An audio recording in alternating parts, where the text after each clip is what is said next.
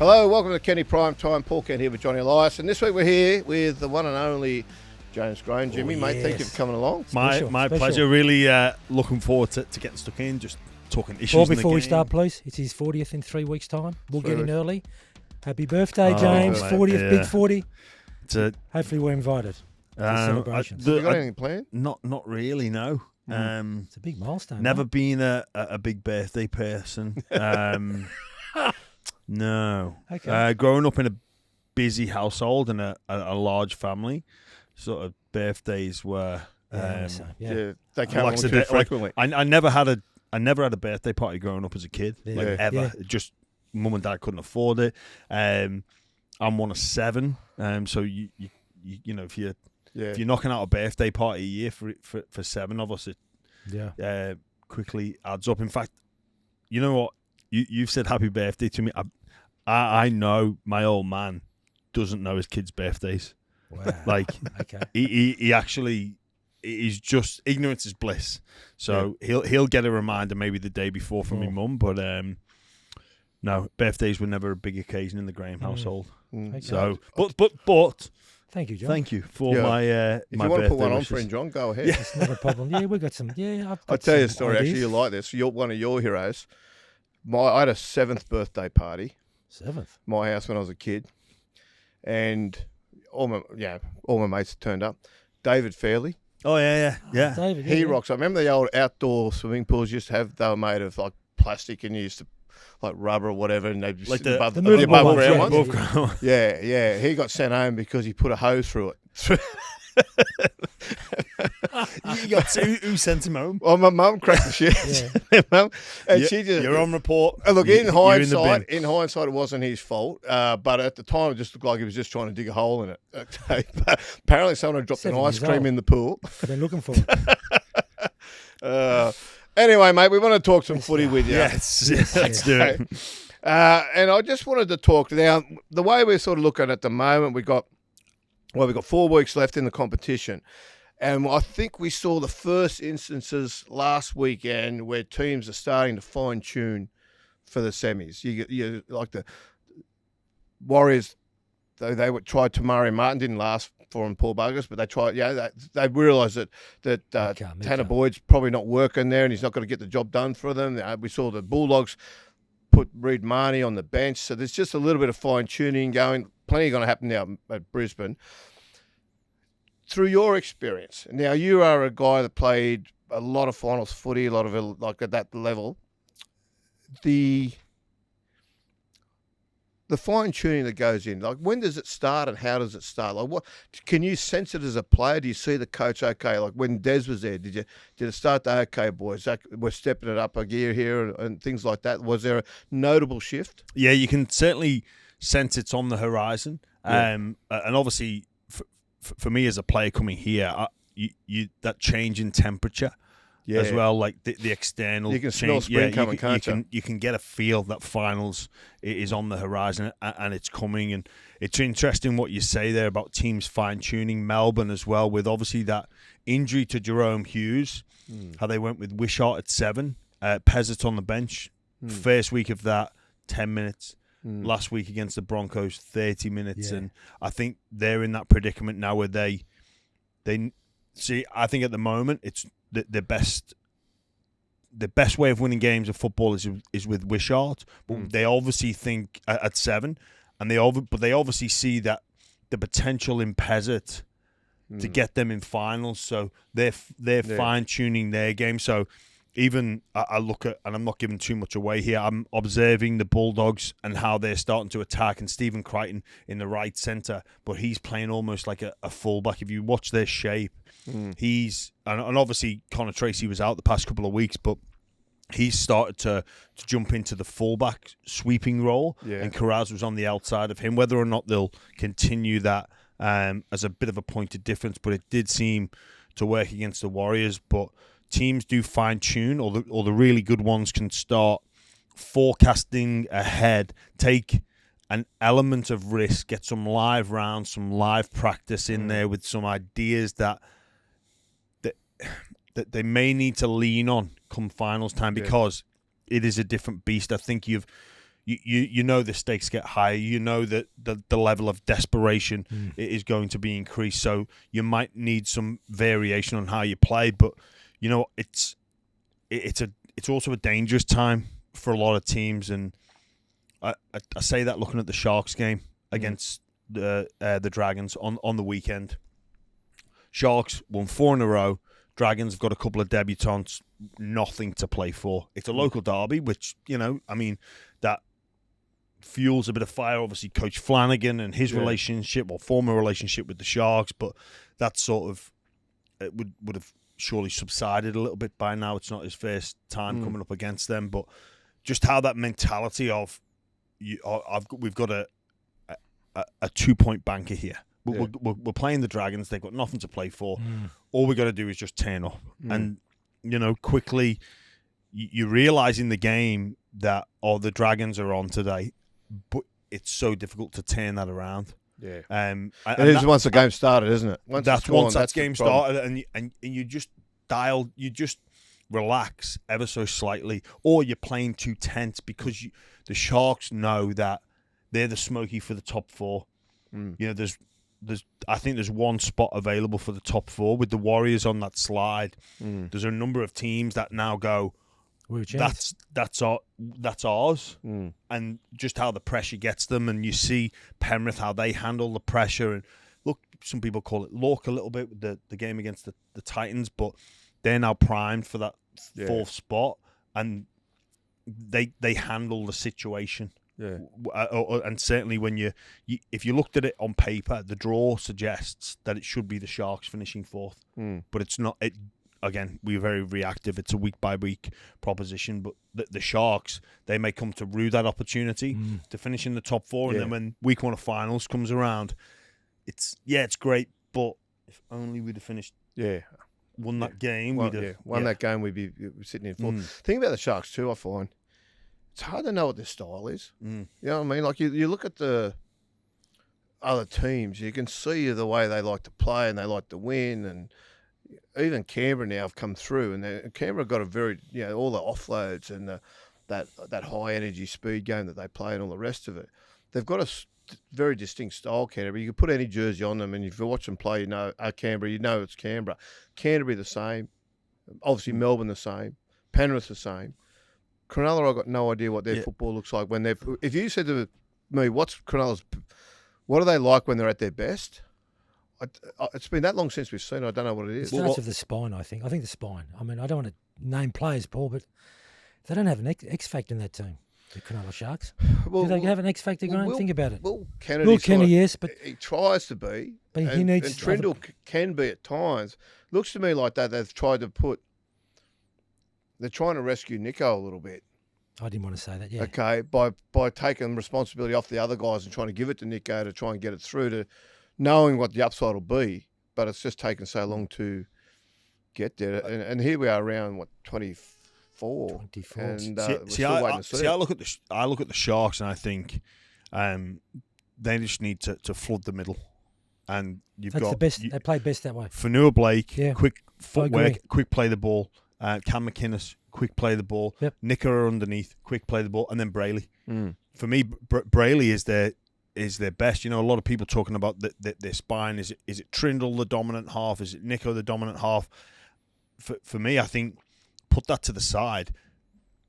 Get your forwards pushing through the middle together. Get quick play the balls, and then when Brayley jumps, Nico, Trindle. Yeah, I agree with that. Like for me, that's when they've looked their best, and I think that's their best opportunity to go deep into finals. Do you agree though? They're a side they're not at a stage where they can tinker because they're still trying to find what their football looks like. Well, but from again, you don't necessarily need to tinker. You've just it's a disciplined approach, and it's a bit boring. And you've got some strike on the outside like Iro, Ronaldo Mulatalo, Sione Katoa. All of those players, look, they love scoring tries. Jesse Ramey, and throw him in the mix as well. But if they might have to get starved of some football or just do some predominantly work yardage carries and then just flood that middle, because I think they look best when Brayley runs. Yeah, you made a good point, James. They just can't go out there to expect to win. Well, he made a very valid point. They don't have good enough players. Style. That and style doesn't do it. Style and attitude and consistency, which is, it is difficult to achieve. In the game of rugby league, it's the big C word. We want it from match officials, we want it from our administrators, we want it from the bunker. But it'd be great to have it from the players as well. But I understand how difficult it is, and when you've got two teams that are pouring everything into it, and the variables that you can and can't control, it is difficult to achieve. In the modern game now, how difficult? Like I sit there, okay, so for having not played the game right at that level, but knowing that they're professional athletes, they spend all week doing it, and I question sometimes why it is so difficult to make those adjustments you need to make within a game. I know, like, because of the coaching that now goes into these players. I got it back in the days when you met Tuesday, Thursday nights and had a couple laps around the oval and then some ball work. But with all the video that goes into it, and you see the adjustments that have got to go in, and this is where you look at, say, Cleary, who just nails his preparation so perfectly, who's aware, his football awareness in any situation is spot on. He's taken himself there before in his head, and he's thought about, okay, what do we do in this situation? Whereas, even lately, the amount of teams that Parramatta on the weekend, like, I know Talon Silva's only a rookie, but some of his decisions at dummy half, and poor old Mitch Moses is there screaming to kick a field goal, and Talon thinks he can shoot out a dummy half and barge over or things like that. Like, those adjustments, every team's got 4 games left, theoretically, 4 rounds anyway left. How much can they do? How much can they improve? How much can they be better in those next 4 weeks? Those finals teams we're talking about. Yeah, you know what? You make an interesting point, and there's a reason that the better teams ice those pressure moments. Tell us why, Graham, in your opinion. Because they can practice for it. Where, unfortunately, a lot of teams games. No, they can do live practice at training for it. So they can do, like Christian Wolf used to do it with us at St. Helens, and it was preparation for chaos.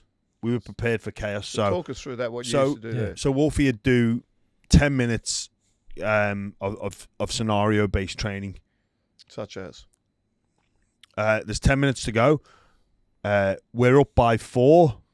And we've had a man in the bin that is playing in the halves. Yeah. All right. So we'll practice that against the Reggies. Right. So we because St. Helens were a really good side. Yeah. We could do that. And like you look at the likes of Penrith. Now they've got their systems ironed out, so they don't need to spend their resources or their time at training ironing out those problems. They can go to elite level and go, let's practice what we're going to do when we're down against the Titans. Like that pass from Mitch Kenny and that situational awareness from Nathan Cleary to drop back. That's not on the fly. That's rehearsed. Yeah.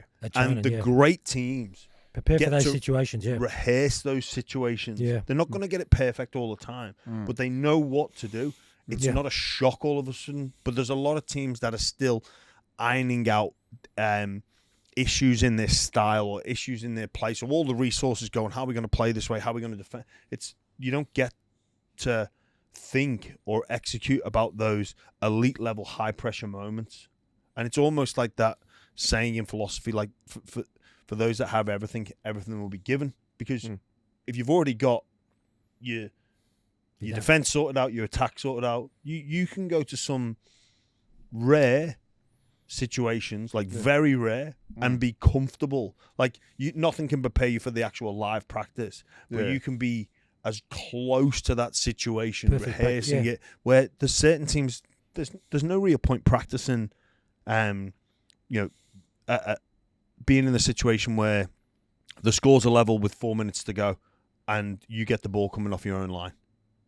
They can't afford to practice that. That's a luxury. But Penrith can, Melbourne can, Dogs can. So it's not a time thing. It's a performance thing where you're at in your progress as a team. Yeah, I think so. Yeah. I want to ask him something, Paul. A wise old man told me if I'm going to ask someone a question or get advice from them, someone that knows what they're talking about. You know your rugby league. I'm going to come in early, Paul, if you don't mind. Who's going to win the Premiership and why? Because we're talking about the teams now. And why, James, is very important. Okay. I think Penrith will. Okay. And the reason I say that is because of their experience. They're in form. I look at their game. You know they have to win every game to be in the four. Yeah. The next 4 weeks. I think if there's a team that can win it from outside the top four, it's them. Okay. I think the top four, if Penrith aren't in that top four, well, let's have a look at the teams that are. Melbourne, been there, done that, very comfortable. Not 100% though, are they? They don't quite see. I think, There's and also something quite a little bit missing there somewhere. Also, go back to the time Penrith played Melbourne in Melbourne at the start of the year. Melbourne won the game, but Penrith walk away from that contest zone going, we've got you. Nathan Cleary went off relatively early in that game. That game, Paul. Yeah. The other teams in the top four, obviously Penrith are one of those, but whoever jumps in was to overtake Penrith. Whoever that may be, but the other teams in there at the moment, the Bulldogs, it's new territory for them, and the Raiders, it's new territory for them. Penrith Panthers, it's familiar. They've been there. They've done that. They've proven that they can win 4 games in a row, which they may have to do from outside the 4. Yeah. And they've got that huge game experience. I think for me, they should be favourites. If you even just disregard what has happened this year, and you look at previous from 21, 22, 23, 24, you didn't know that Penrith had struggled at the beginning of the season. You go, oh, that team will win.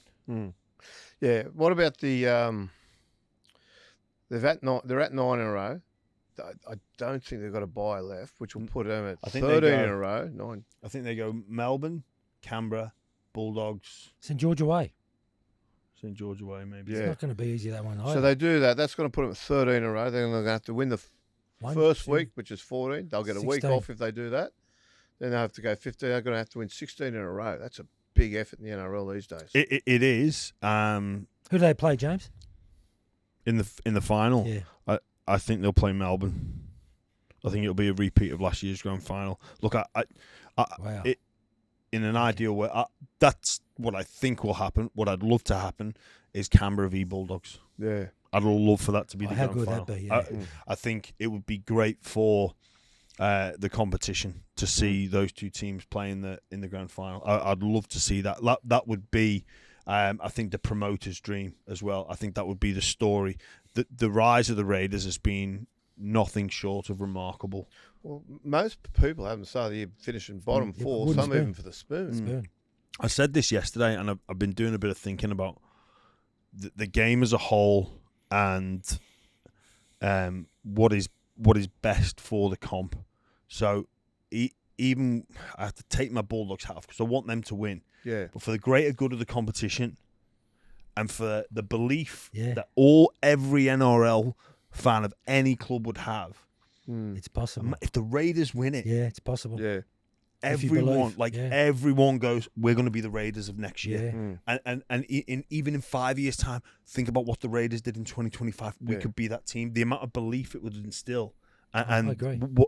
When we think about in our position now of the story and what that would do, like the Dogs, we've seen the build, and it is a bit of an overachieve this year, I believe, for them. Melbourne, if they go on and win it, we know they're there or thereabouts. Penrith, the resurgence to be, they're back. But we're not surprised. The Broncos, maybe, but for the Raiders, they've come from absolutely nowhere.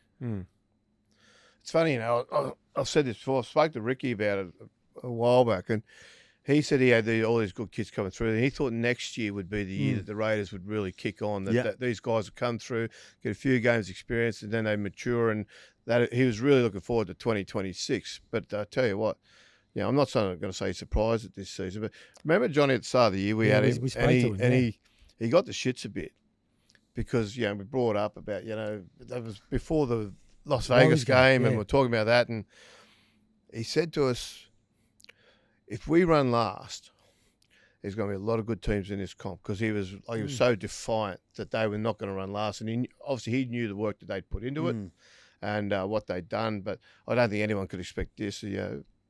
Well, I think most people made that prediction based off a couple of factors, and look, it's right. We'll never know what's going on in the four walls, but a couple of seasons ago, Jack Whiten, one of their best players, made an observation.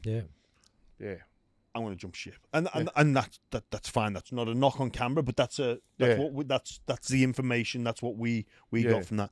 They lose Rapana and Whitehead, the glue. I know how much they were valued at that football club. Captain. Then you throw in a lot of young players, and I think I was with you and probably with Ricky on the fact that I thought you give those young players some experience, and they were untested, like Ethan Strange. Untested, like such a quality player. I'm wanted at the Roosters. But really untried, untested. Every club would talk up their juniors. Every club does that. Owen Patty again. Talk him up. But every club is having those conversations. We see it every single year.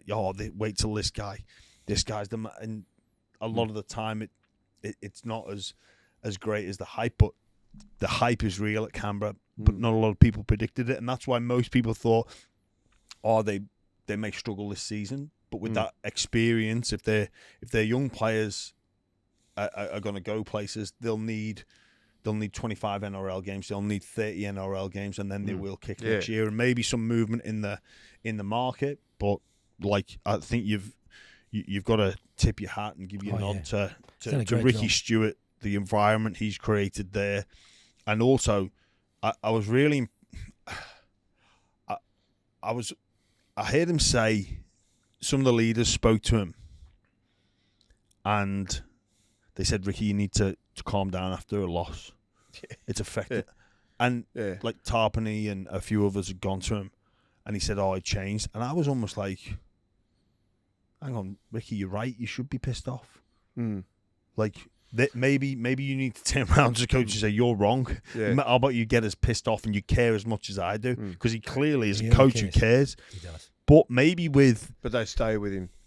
That's one of the things with Rick. They stay with him. And I think he's learned to say, you know what? Okay, deal with it. Yeah. It's done. And now it's a new week. Yeah. Whereas they used to stay with him a little bit. And I think that sort of bled then into their follling week's preparation. You're on edge. They're on edge because Ricky still got the shits about the lost 4 days earlier. And you know what? Like, maybe, when Ricky was at the Roosters, there was a time and a place for that. Yeah.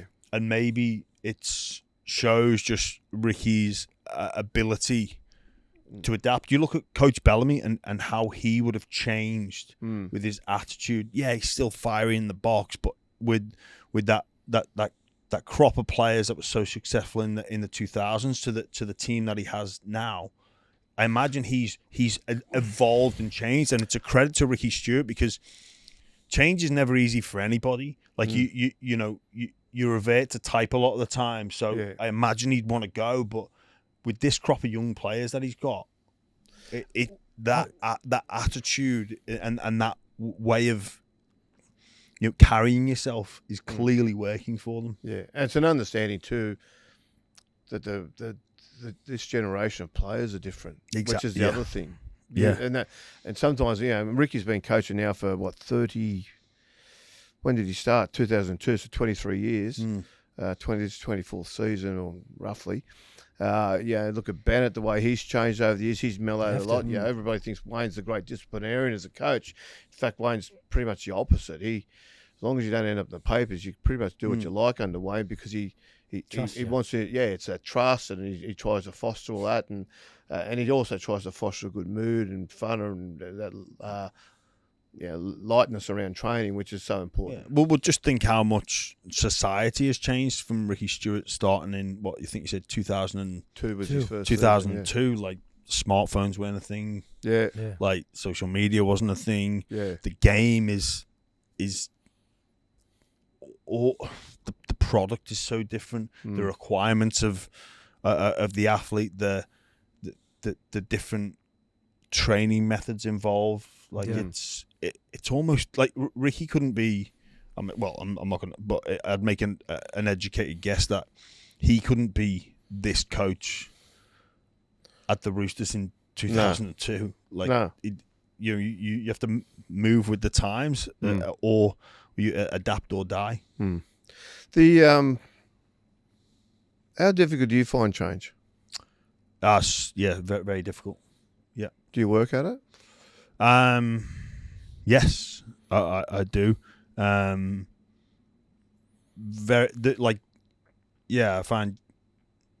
I think most people get anxious around change. The biggest one for me was coming out of the bubble of, a professional NRL environment, like being in clubland. I didn't want to leave that bubble, and then I did, and I found it really difficult to adapt to a new life. How confronting was it? Yeah, so went back to England to finish playing with St Helens. Came back to Australia. Actually applied for the assistant's job at the Dragons under Anthony Griffin.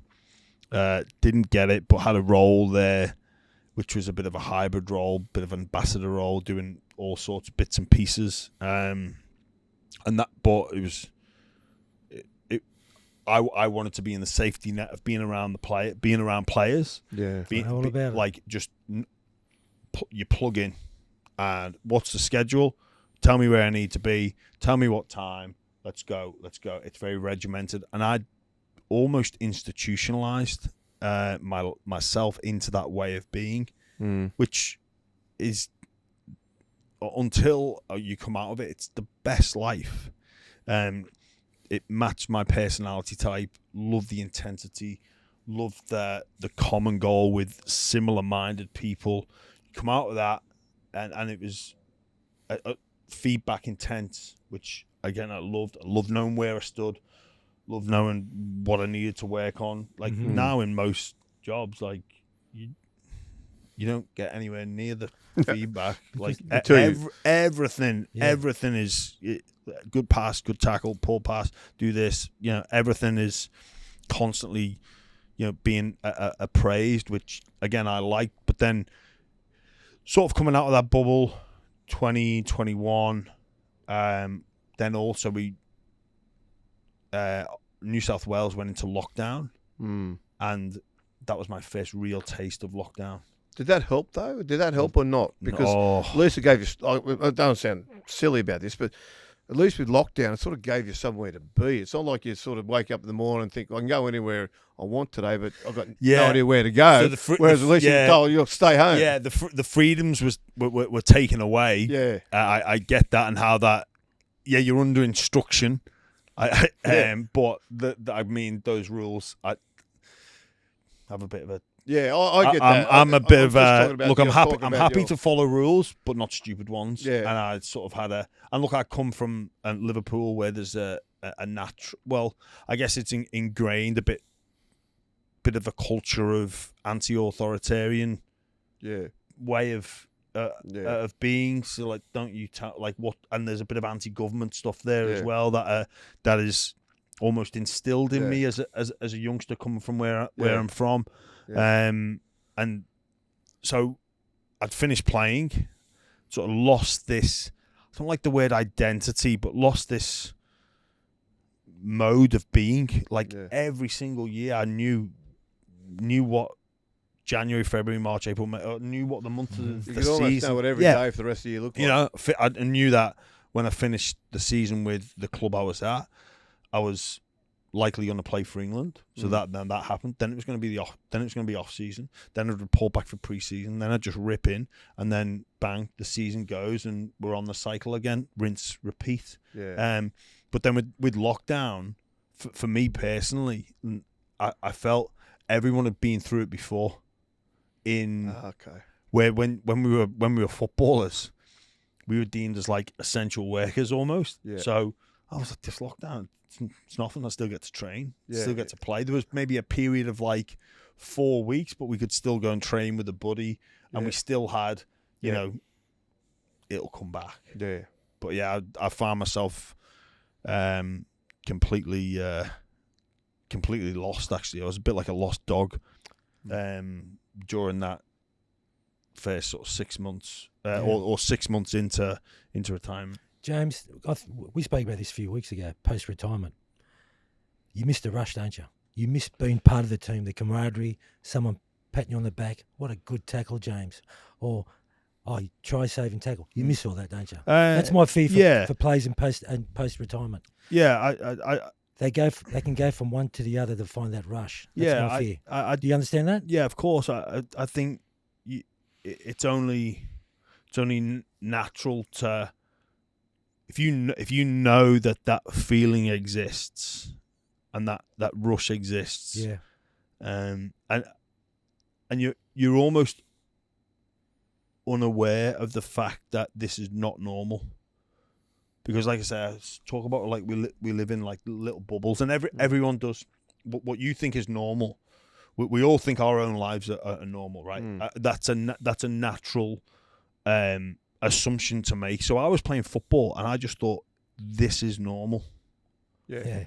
So I wasn't aware that this was a rush or an extreme Until you retire. until I sort of looked back and reflected and was like, and even sort of watching some games now, what was I doing playing? I played this. Like, oh God, it is pretty full on, isn't it? Like, it is pretty extreme to do what you do. And then,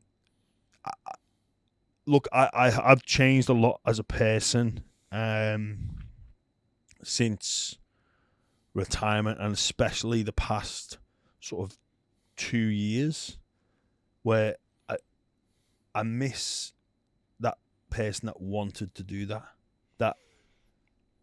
was willing to go out there. I miss that.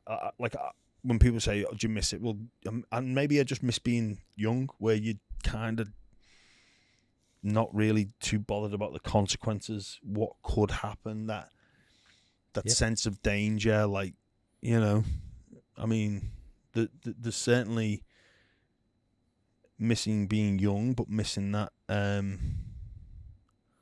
It's a conquest too, isn't it? and the fact of running into someone and then standing over them at the end. Yeah, you know, and boom, I got you. And You just don't get going that all in on something, and and almost you felt like you were earning your keep. You were earning your life. You felt like, and again, that's part of me and growing up and being like, I've got to go and earn something, and like I've got to expend myself, and I've got to put maximum physical effort into something to almost justify looking in the mirror and saying, yeah, well done. But there's also like a direct consequence or a direct correlation between action and reward.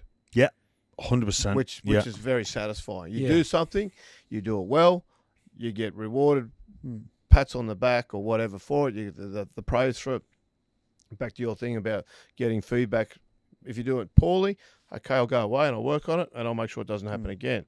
Whereas when you get into this other bigger world, you know what I mean, and you find out, you think you're going okay, and then you get tapped on the shoulder, or like there's very little honesty in the business world. You know what I mean, and everybody just tells you what they want you to hear. There's a lot of that going, particularly in media. Like, trust me, like there's a lot of bullshit in that world, and a lot of guys telling you how well you're going. Meanwhile, they're telling the boss, mate, you need to get rid of this guy. Like, cause not because you're not doing the job, but because they see you as a threat. And you're entering that world now. Yeah, and doing quite well at it. But but you're getting to see the side. Yeah, I mean, look, obviously, being under contract or fighting for a contract, I did feel a sense of agency, because I backed myself. Yeah. So I know I'll get a new deal because I'll play well. In fact, I'm going to make it so they come to me. Yeah. I'm going to be impossible to ignore.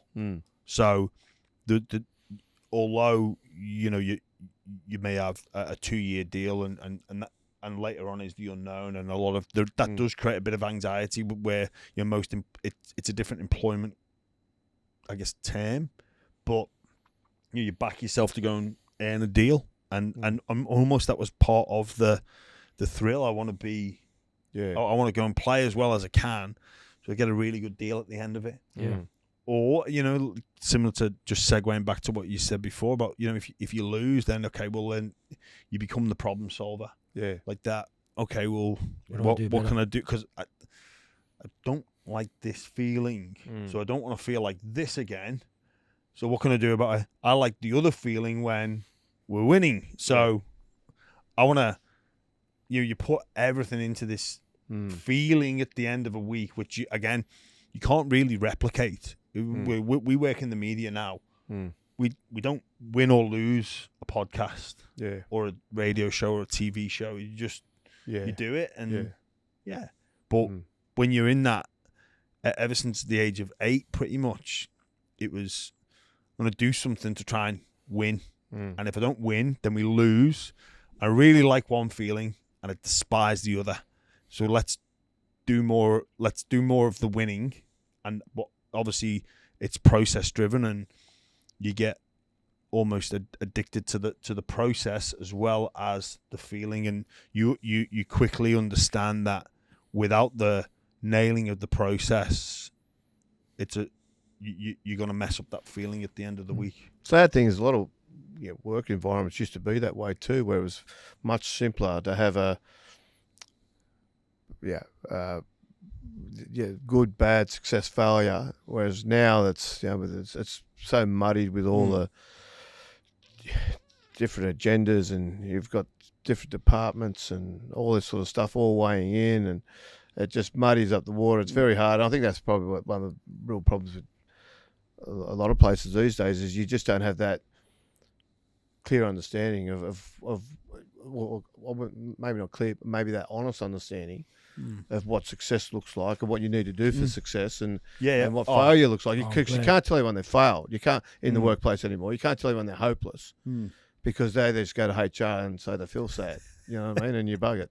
Yeah, I mean, it's funny. And I do some presentations for a company called Explore Performance, where we sort of do some leadership training, leadership development, like how and why you make decisions. But it is because we've come from such a feedback intense environment where we're used to it. Like, and you know what? If you tell me that I've done something wrong or I need to fix it, I'm going to do it. I'm not going to. I'm like very. Very keen on personal responsibility. I think that's really important, and not look to blame others. But others, I look at somebody as like they're trying to improve me. So, if you say stop saying you say when I ask you a question, you go You're not telling me to put shit on me. You're telling me because it doesn't sound great, and this is going to help you improve, or you answer every question you answer in a certain way, or you will start your answers with this, and it doesn't translate well to the audience. You're not telling me because to try and bring you down. Yeah, you're telling me to improve, and that's how I view like feedback or constructive criticism. How have you found that in your workspace now, though? Do you get like how little are you getting, or how much are you getting, and how are you finding that the way it comes to you? And because the media, like I've worked where you're. In fact, I think you've got most of my old jobs, to be honest. So. Oh God, not quite, not doing quite. A good job, Paul. But like look, I'm asking the question even though I know I've been there and I know the answer, but I want your answer. Like how you find that. I guess I've just accepted it now as like, which is part of you accepting change. Yes, accepting change. That you go, well, it's not that industry, and you can see it's not that important. I'd like to think I've got the trust of the people that make the decisions that could come to me and say, Jimmy, James, you need to do this, or don't do this, or more emphasis on this. I guess with the podcast that I have is it's more like I don't look at the results. I just go and just be myself and try and have fun, as rather than looking at what you may consider data or results that equate to a win. I'm just like, well, do you have other people to do that for you, don't you? Yeah. They assess the numbers and then it's presented to potential partners. And I actually sometimes sit in. I actually enjoy sitting in some of those in the partnerships or potential partnerships meeting, and our producer Charlie and he does a lot of that analytics side of it, and I'm like, hey, that's actually pretty good. I catch myself. I'm like, I didn't realize that was the numbers or that was the impressions.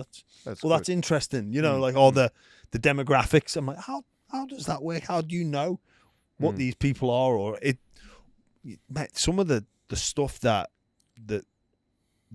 I guess the software can pull from the data. It's like this many people are looking. It's incredible, but it's not. I'm again changed a lot as a person where that's like somewhere else. Now I'll just have fun with it, and I guess it is part of that accepting change. Can you get through the rest of your life like that? Or are you going to get bored with it after a while?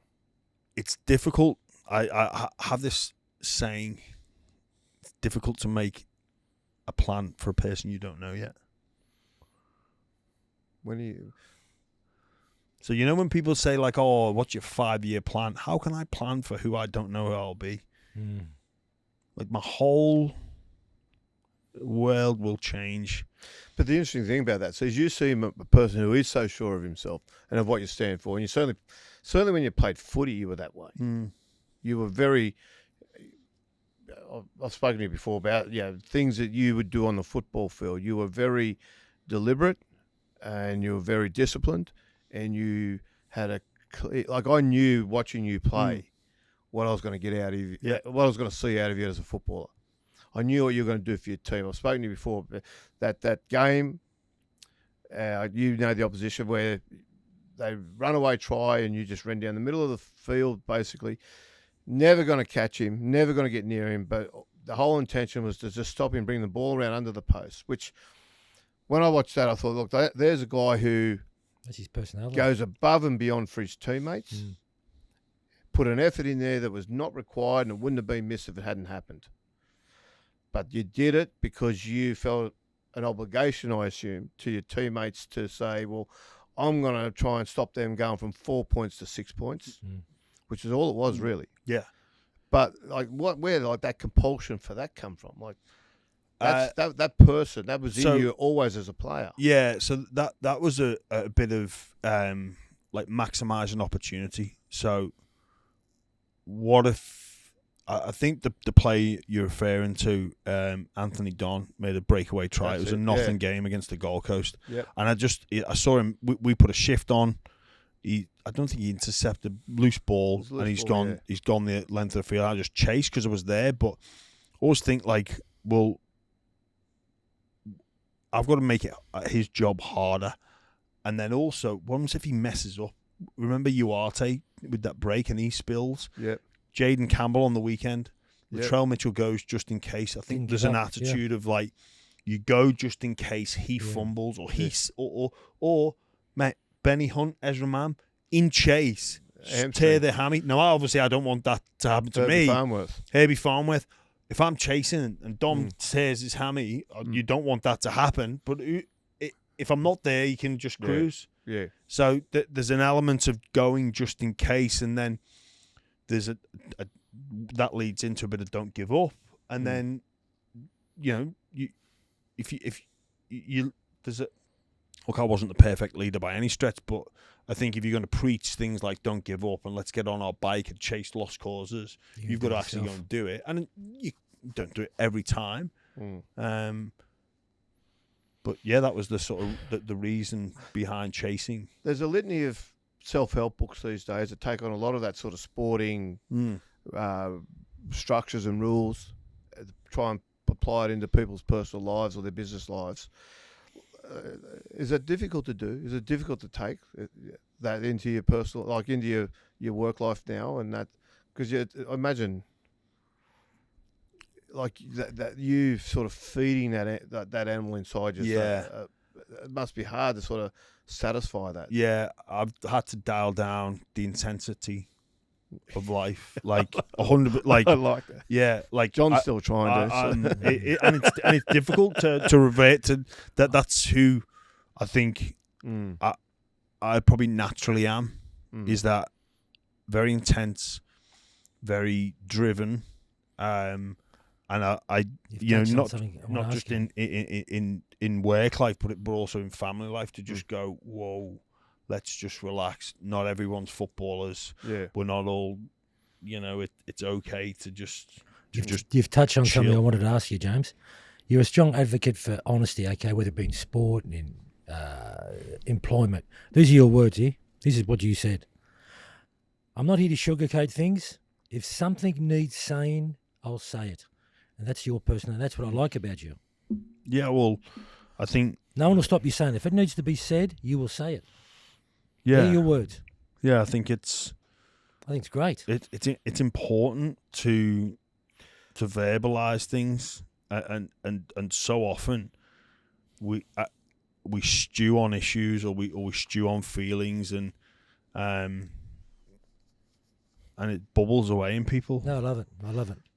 but it's difficult. love There's a it. big difference between saying it in a change room Yeah. at the ground than it is to say it in a meeting room at work. Yeah. Oh yeah, of course, and it's on the Not necessarily for the better either. No, I think it's well, probably for for the sport, worse. honestly, people in sport. don't. Yeah, in sport, In sport, it's confrontation because is it's so performance driven, Yes. and Yeah. it's so it's that top 1% is the Yeah. other part. and Like, similar it's the elite. similar personality types as well. Yeah. and similar demographics, similar experiences growing up, where that little bit of confrontation it is natural. But Yeah. you know, in most, you look at how a lot of coaches address their players. Most workplaces that They do you it. couldn't, and it's Well, I it's even guess- changed now in the game these days. yeah. Well, for example, Canterbury Well, got a yeah. they got a legal case coming up because of the way they have traditionally dealt with things. Yeah. It was dealt with a couple of years ago, which a player reacted and said, "Not right," and he's taking the club to court with now. Yeah, and not too dissimilar issue is happening with Manly around some some front row, methods of training, which Yep. I mean the game and it obviously they're both legal cases pending, but I think employment law exists for all Australians, and that is important, that it covers everyone in every industry.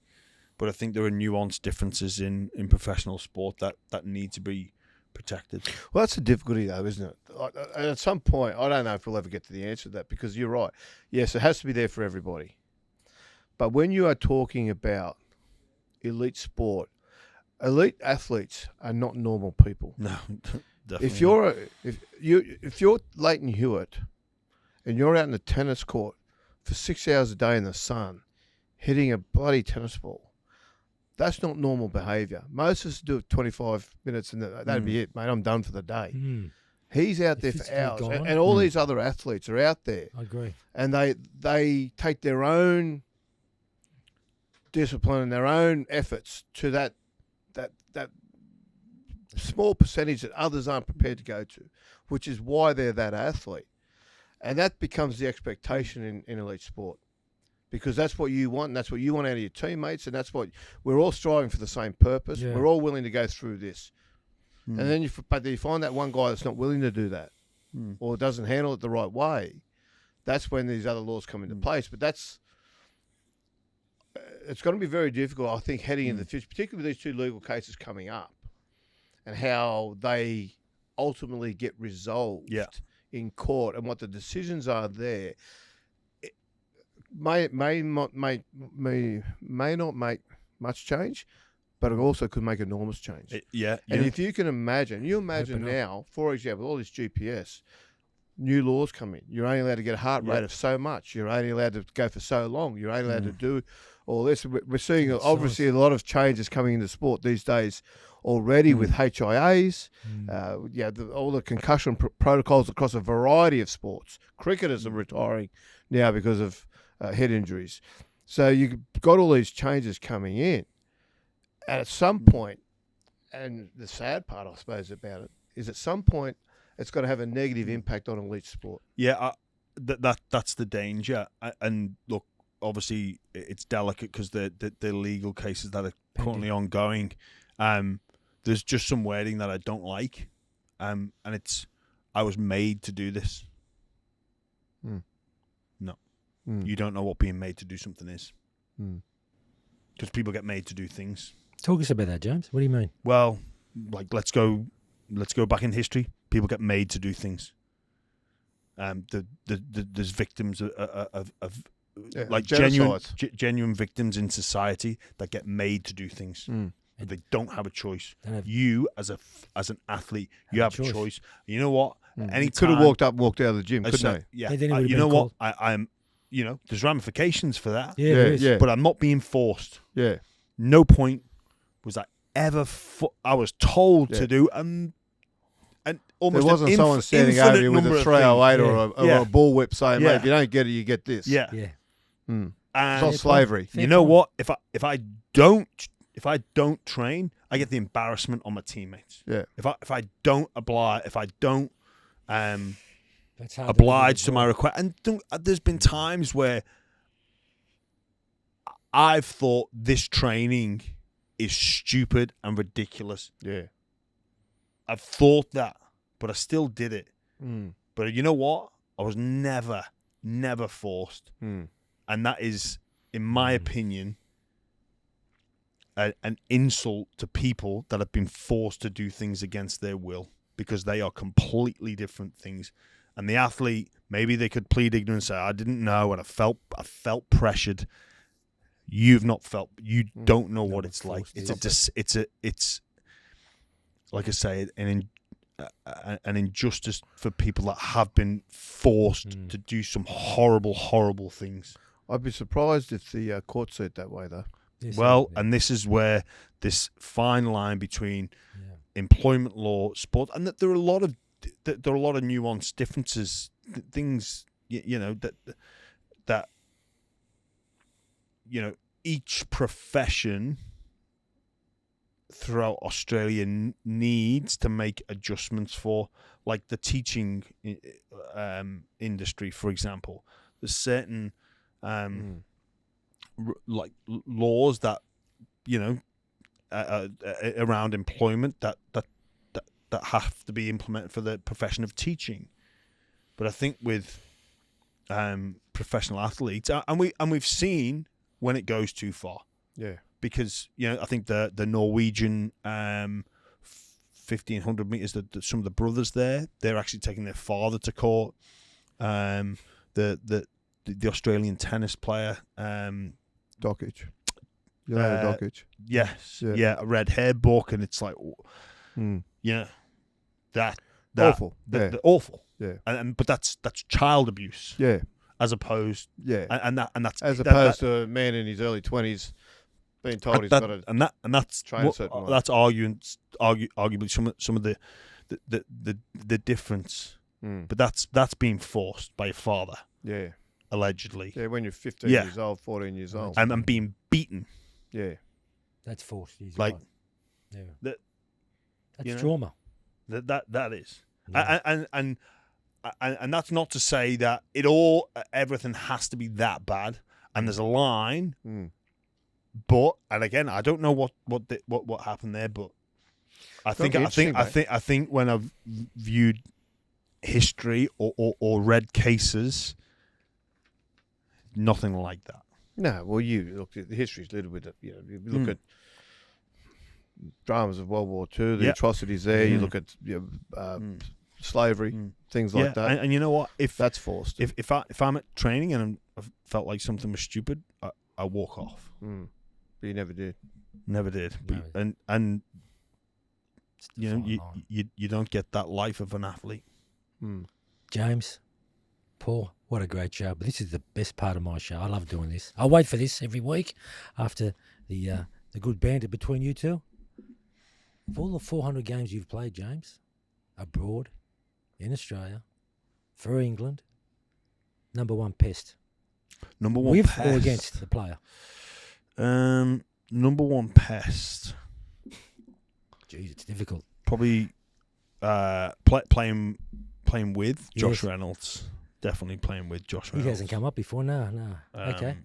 Good choice, though. Yeah. Very good choice. And he was my roommate for a number of years, and he you know, he don't have to say too much. He adapted to my ways, and I adapted to his, and I'm guessing what took place. I'm guessing he came your way more than you went his. So. You were the captain of the ship. Yeah. James, who was the funniest, mate? Funniest player. Well, for us, it's hard for me to say this. Jeremy Latimer, certainly in Australia, he was. Wow. Okay. A lot of good business. He'll want this clipped up and sent to him, but he was put it out in the social he was a heap of fun. Like, yeah, and you know what, you need those. I felt bad for Latty because he was known as like a character, but he actually could play. Yeah. He could play. Rower, yeah. He was a really good footballer, but he brought a good energy. You know, we spoke about Ricky Stewart and how like he's changed. Well, Latty was great, win, lose or draw, because he was going to come with an infectious attitude on Monday, whatever the situation was, and I think that's really important. James is a third one, but unfortunately may not apply to you. The mirror. Who used to love looking in the mirror? The pretty boy, James. Like thought he was a good sort. Just loved the mirror. There's some players I played with where shirts did seem incredibly optional. Please release a couple of their names. Sammy B didn't mind the mirror. Did he? Okay. He didn't mind checking himself out from time to time. You know, in fact, I think it was Tom Burgess once. I roomed with him for England, and mate, we're both from the north of England, but Sydney changed him. It changed me, but it changed him. They lived on the eastern suburbs, didn't they? Yeah. So look, on occasion I'll drink an almond flat white, and my younger self would be disgusted in that. I'll drink a craft beer again. Yeah. Give me a pint of lager any day of the week. But you change and your taste buds adapt. But Tommy Burgess in England camp, I think I'd been here a year. We room with him and his cosmetics bag. The front rower. And I go in the shower and like for me, I bring deodorant. Yeah. And maybe some clippers for the beard. Yeah. Bit of hair product, but like, you know, just it's from Coles or Woolies. Go in the shower, and I'm just using like whatever's in there, the soap and whatever the hotel provide. I'm like, what's this salty dog? And he's like, oh, it's for like my special shampoo. I'm like, it's the same bloke. That's mate, off the field. You need to get back to Bradford. Because, mate, you know, well, sorry, he's from Dewsbury. I was like, mate, this is disgusting. We like salty, like I looked it up. It's pretty penny as well. I'm like, mate, who can afford like $60 shampoo? Certainly no one. Like, what's your like? He's got almost like some players now. They've almost got like a beauty regime. Like, you know. A lot of them get pedicures these days. Yeah. And Connor Tracy was here last week, and he was telling us pedicures are big, and they all argue, well, it's because I'm wearing football boots for so long. It's like no other person wears shoes, right? They're all arguing, I've got to wear football boots, and like football boots these days are like a pair of slippers compared to what they used to be. But the other big thing is they're all getting their eyebrows done. Yeah. Oh, I've heard about this phenomenon. You can see it too. You can see it too. Yeah, I mean, the eyebrows get done. They get in there, and there's the perfect line. There's not a the old Bar Cumming eyebrows. Look at that, it's got to grow up his forehead. No one has them anymore in rugby league. I mate, look, like we all change a bit, but like now you never notice that a player's got a haircut. But just on you did dye your hair black once. Ah, yes, not me. It was that was done to me. It was, didn't handle that too well. I did let them know, but you weren't forced into it. He had a drink and he woke up and they dyed his hair black while he was asleep. Oh my god! Yeah, and he took it very well, didn't you? Took it very well. Yeah, I don't know if we can quite go into that. No, you can go into it. What did you do? No, we definitely can't. You wanted to kill people, didn't you? Some violent, some violence involved. Yeah, I'd love to see you. I wish I was there. No, you don't, John. How did you get rid of it? Did you shave it straight away, or did you? No, went to hairdressing. They stripped it out. Yeah. They Is there a photo anywhere around with the? I think the one is in existence. But, I'll have to see that. Yeah, autograph. but no, you don't see. You don't like when we went to school. Like, if you had a haircut, it was like, hey, haircut, hey, haircut, boy. Yeah. Like you'd almost have a complex. That on your shoes. Oh my god! Like, now, if you don't have a haircut, no haircut. Well, it's like, totally changed. now you wouldn't know. No, because there's so much. Because they're just getting. I mean, they're getting them done every week, and I mean, having a beauty regime. The best. What's your beauty regime? Just what's your bit of soap on the face like the rest of us? Yeah. Bit of regular soap. Whatever's on special. Whatever's on. Mate, you know what it is? Whatever's on special. Yeah, I like whatever is. They all do the special. job. They all do the job. Yeah. All right, mate. Well, thanks for coming in.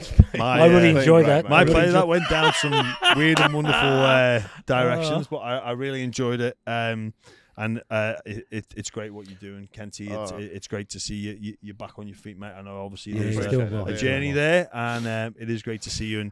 And John, mate, what a story. I'm about 3/4 of the way through the book. I did half before you came on the buy round, and I was pretty fascinated. And everyone's got a story, James. Yeah, they do, but there's almost like 1,000 lives in one. And you know what? I was actually. I wondered if you'd had any more thought on the first question I asked you about. Do you ever wonder what you would have become if you'd have stayed in Lebanon? Yeah, he did ask me that, and I couldn't give you an answer, could I? I just don't know. It's just because I came out here when I was 12 months old. But I always find these what would have been a bad time to stay in Lebanon just quietly. Just quietly. Imagine if I still stayed. I think it would have. I wouldn't have. I think it would have rubbed off. What he's trying to say, but I would have played rugby league. So no, it's like your life. I think it was the best decision coming. Yeah. And even like I think back to my upbringing, but when you speak to people like yourself and the story and the journey and those not even big decisions, those like move across the world into the unknown. Once you cross, it's very hard to come back, James. And it's easy to cross. You know that we've spoken about that before. Yeah, it's easy to cross. Yeah, we should share similar upbringing, Paul, James and I. We won't go into detail. In a certain way. That's why we kind of get on okay. At his very young age. Yeah. Anyway, I really enjoyed it. Cheers, gents. Thank you, James. Kenty. Really good, mate.